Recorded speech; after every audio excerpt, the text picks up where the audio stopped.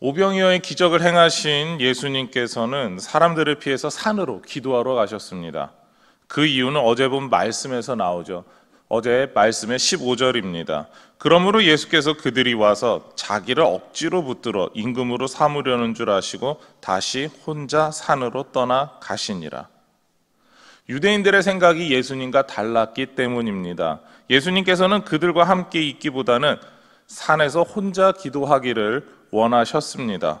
이렇게 예수님께서 가버리시자 왕으로 세우고자 흥분했던 사람들은 하나, 둘 흩어지기 시작했습니다. 이러한 분위기에 제자들은 가버나움으로 돌아가기 위해서 배를 이용했습니다. 배를 타고 가버나움으로 가던 중 제자들은 큰 바람과 파도를 만났습니다. 제자 중 여러 사람이 밤바다에 익숙한 어부였어도 쉽게 해결할 수 없었던 문제였던 것이죠. 자신들의 기술과 경험을 총동원했지만 도저히 이 큰 바람과 파도에서 헤어나올 수 없었습니다. 그때 제자들은 놀라운 광경을 보게 되죠. 큰 바람이 부는 바다 위를 예수님께서 여유롭게 걸어오셨기 때문입니다. 제자들은 놀랐습니다. 놀란 제자들에게 예수님께서 두려워하지 말라라고 말씀하셨죠. 그리고 이들이 탄 배는 목적했던 가버나움에 도착하게 됩니다. 오늘 말씀은 배 타고 가버나움으로 갔다라고 하는 내용입니다. 이렇게 짧은 내용이지만 우리에게 중요한 교훈을 주고 있습니다. 제자들 중 여럿이 큰 바람과 파도에 익숙한 어부였음에도 쉽게 이겨내지 못했습니다. 힘껏 노를 저어도 그들이 가고자 하는 곳으로 금방 갈 수 없었죠. 제자들이 탄 배는 계속 바람에 흔들렸고 파도에 휩쓸려 누군가가 죽을 수 있다라는 심각한 고민을 하게 되었습니다. 죽음 앞에 놓여있는 위기의 상황이다, 이렇게 생각했습니다. 우리도 인생을 살면서 힘든 문제를 만나게 됩니다. 흔히 말하는 큰 바람과 파도, 바로 풍랑의 문제인 것이죠. 우리의 힘으로 해결할 수 없는 문제가 종종 닥쳐옵니다. 그때 우리는 어떠한 방법으로도 이런 문제들을 해결할 수 없어서 여러 가지 방법들을 찾아보지만 그 나중에 결국에는 좌절하고 맙니다. 심각한 경우에 어떤 분들은 자살까지도 생각해 보았다라고 이야기를 합니다. 오늘 말씀을 통해 다시 보기를 바랍니다. 왜냐하면 큰 바람과 파도에 고생하는 제자들에게 예수님께서 찾아오셨기 때문입니다. 예수님께서는 바다 위를 걸어오셨습니다. 큰 바람과 파도 사이에서 아무런 문제가 없는 평탄한 땅을 걷듯이 오셨기 때문이죠. 그리고 말씀하셨습니다. 20절 말씀인데요. 같이 읽겠습니다. 내니 두려워하지 말라. 여기서 내니, 그러니까 나다라고 하는 이 말은 헬라어로 에고에이미입니다. 이 말은 예수님께서 하나님이시다라고 하는 그런 신적인 선언입니다. 하나님이신 예수님께서 지금 함께 하시니까, 지금 너희와 함께 있으니까 아무런 문제가 없다라는 것이죠. 우리가 겪는 인생에서도 마찬가지입니다. 우리의 인생 가운데 아무 문제가 없다고 예수님께서 다가오시고 지금도 우리와 함께 하십니다. 우리는 문제가 있다라고 생각했지만 여러 가지 풍랑 때문에 우리는 방황하고 있었지만 예수님께서 함께 하시는 것을 깨닫게 될 때 변합니다. 문제는 여전히 존재합니다. 예수님과 함께 할 때 아무런 문제가 없음을 믿으시기 바랍니다. 문제가 없어져서 문제가 되지 않는 것이 아니라 문제가 있어도 그 문제가 우리를 어렵게 할 수 없기 때문입니다.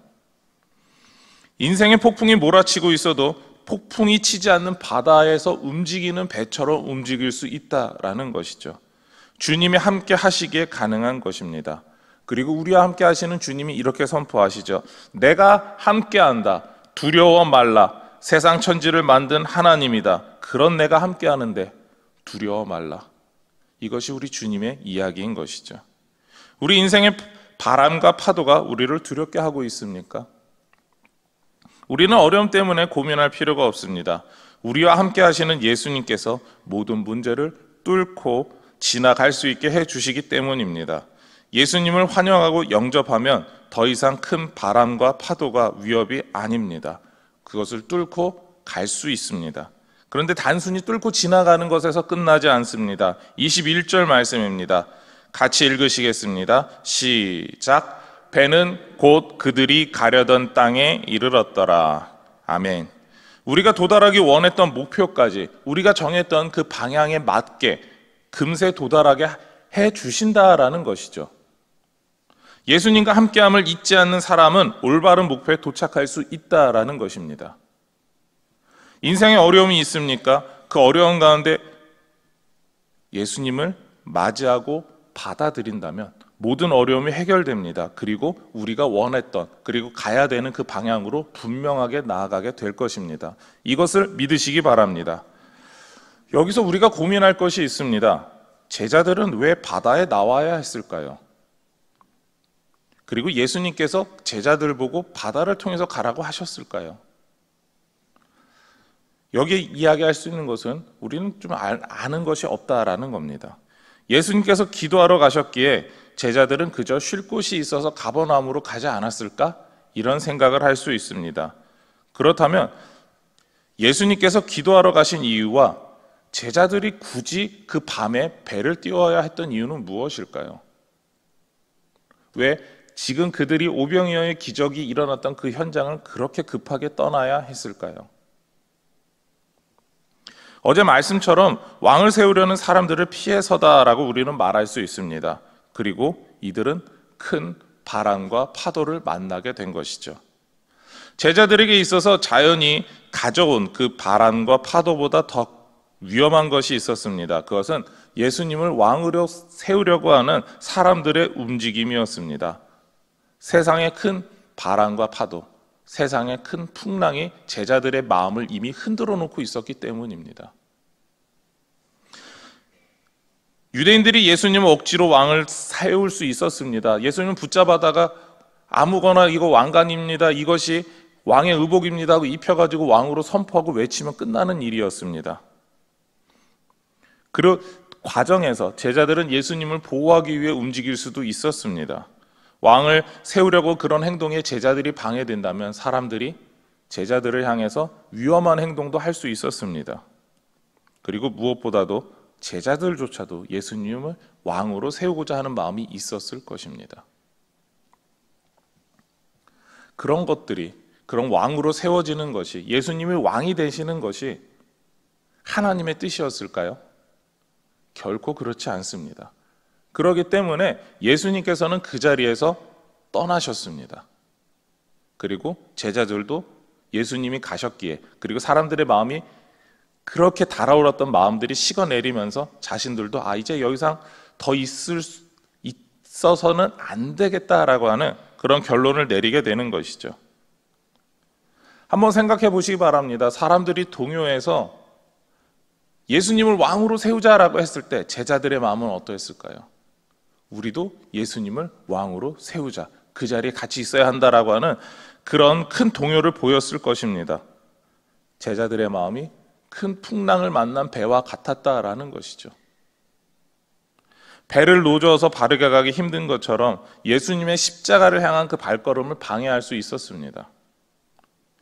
이렇게 인생의 풍랑 가운데 있던 제자들의 마음이 변하게 되죠. 20절 말씀입니다. 내니 두려워하지 말라. 세상의 그 큰 풍랑에 흔들리고 있던 제자들에게 자연의 그 큰 풍랑보다 더 무서운 바로 예수님을 왕으려고 하는 그 마음을 잔잔케 하신 것입니다. 그리고 예수님께서 참 하나님이신 것을 깨닫게 될 때 그들의 생각과 마음이 변하게 되죠. 오병이어의 기적을 맛보면서 하나님의 뜻보다 사람들의 생각을 앞세웠다라고 하는 것을 그들은 그제서야 깨닫게 된 것입니다.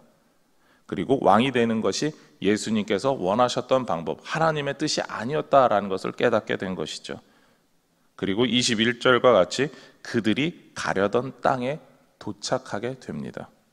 가려던 땅은 가버나움만을 뜻하지 않습니다. 제자들의 마음이 인생의 풍랑에서 헤어나와서 하나님의 뜻을 향해 다시 바르게 서게 되었다라고 하는 것을 뜻합니다. 하나님의 뜻을 보다 명확하게 알게 되었다라는 것이죠. 우리가 인생에서 여러 풍랑을 만납니다. 그리고 인생의 풍랑을 빠르게 빠져나올 수 있는 방법은 우리 주님의 뜻을 구별하는 것입니다. 내가 원하는 것이 그것이 답이 아니다라는 것이죠. 이것을 잘 구별하는 사람만이 풍랑 가운데 방황하지 않습니다. 올바른 곳에 도달할 수 있습니다. 어려운 가운데 우리 주님의 뜻을 구별하는 그러한 은혜를 누리시는 모든 분들이 되시기를 소망합니다. 우리는 인생을 살면서 풍랑을 만납니다. 이 풍랑 가운데 주님께서는 우리와 함께 하십니다. 그러기에 우리는 풍랑에 휩쓸리지 않습니다. 또한 세상의 큰 풍랑 속에서 주님의 뜻대로 행할 때 우리는 주님의 뜻을 구별하는 은혜를 누리고 그리고 원래 서야 되는 바른 자리에 설 수 있음을 깨닫게 됩니다. 이러한 은혜가 오늘도 넘치기를 소망하며 축원합니다. 화면을 보시고 기도의 제목 같이 읽겠습니다. 인생의 풍랑 가운데 함께 하시는 주님을 의지하게 하옵소서. 세상의 풍랑에 끌려가지 않고 주님의 바른 길을 가는 성도 되게 하옵소서. 아멘. 같이 기도하시겠습니다. 하나님 감사합니다. 주님께서 우리와 함께 하시고 인생의 큰 풍랑 가운데 우리가 흔들려도 우리와 함께 하셔서 붙잡아 주시고 그 위기를 넘어가게 하심을 믿습니다. 아버지 하나님께서 원하시는 그 바른 방법으로 우리가 올바로 설 수 있고 올바로 나아갈 수 있음을 믿습니다. 우리가 인생의 풍랑 가운데 그리고 세상에서 몰아치는 풍랑 가운데 흔들리지 않고 주님 앞에 올바로 서게 하여 주시옵소서.